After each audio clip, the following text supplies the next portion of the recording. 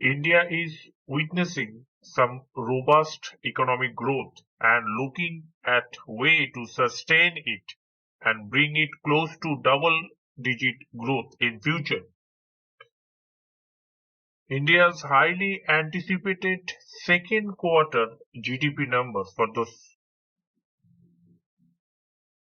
for a fiscal year 2021-22 announced recently that brought plenty of hope, a good sign for the Indian economy. We can see that in near future that it can change the trajectory of economic growth. It will raise at an upward directions for the first time since the pandemic devastated the economy. The second quarter growth figure was back to the pre-pandemic level. The adverse effect of this pandemic situation has been reversed.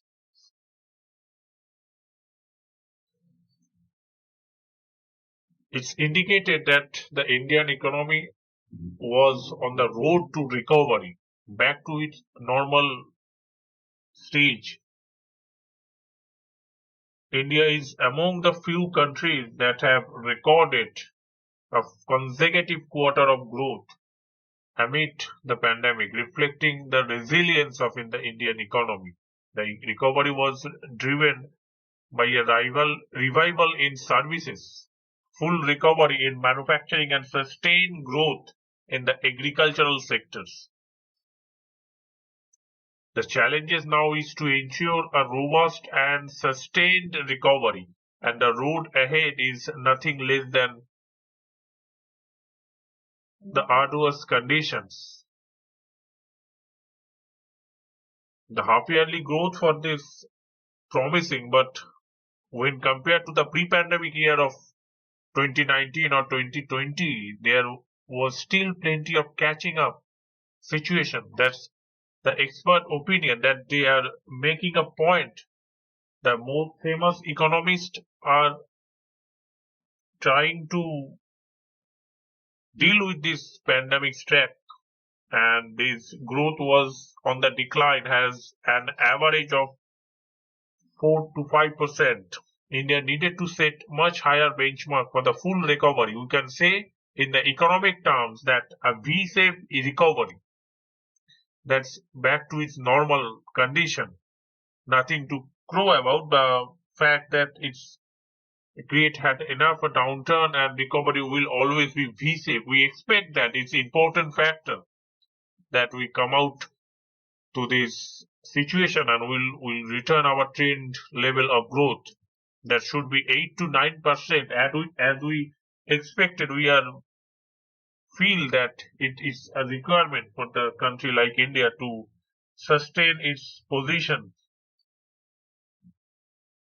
back to the track in future. And that's while many sectors saw some businesses getting back on their feet, at least in comparison to the performance during the lockdown situation has generated in the same period in the previous year. The comparison between the same period of economic cycle in 2 consecutive years, one is in full lockdown situation or just after the lockdown has lifted gradually to become a normal state, entering into the normal state, to now this situation where it's completely, we can say that it's back to the normal.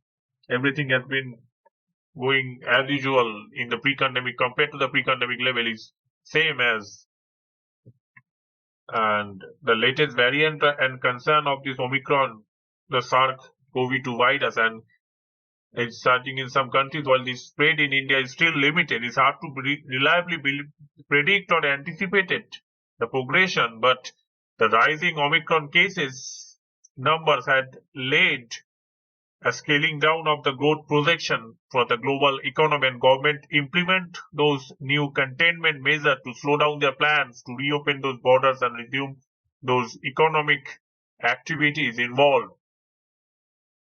It's delayed in resumption of regular international flight that has again put up the travel and hospitality sector under a cloud, and stock market is generally volatile. Always we can say that is the market to subject is a matter of market risk, and it's with the investor trading with some scientists raised to gauge how infection and severe the Omicron variant is involved, and vaccination remain the primary defense, with many pinning their hopes on their centers' assertion that about half the country has been fully vaccinated, and increase the push by the state economy to have boost the vaccination rate by the state government. And lessons have also been learned from the two major waves of pandemic the world has suffered through, with the government and businesses hopefully having devised better way to managing the risk. And however, the small business in the micro, small and medium enterprise sector have taken a severe hammering, with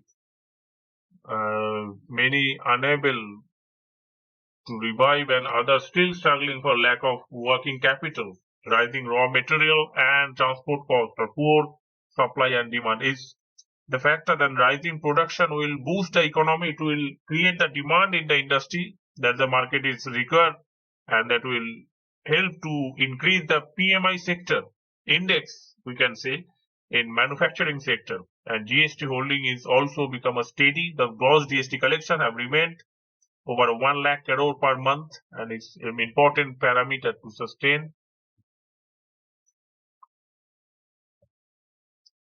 The important question is how we come out this pandemic situation, how to overcome, and will we return to our trend level of growth that we expect, that we want to achieve. That's our desired target in this situation. The uptrend is a very good sign and suggests the rising business optimism.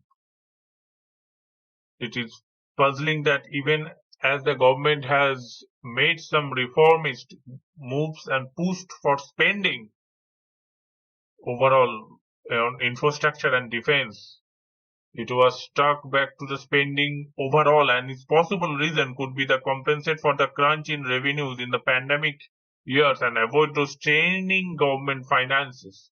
Government also has announced a cap on spending those ministry, not to the central, to fight against pandemic. The fund also with a crucial subsidies for those at the bottom of those economic pyramid.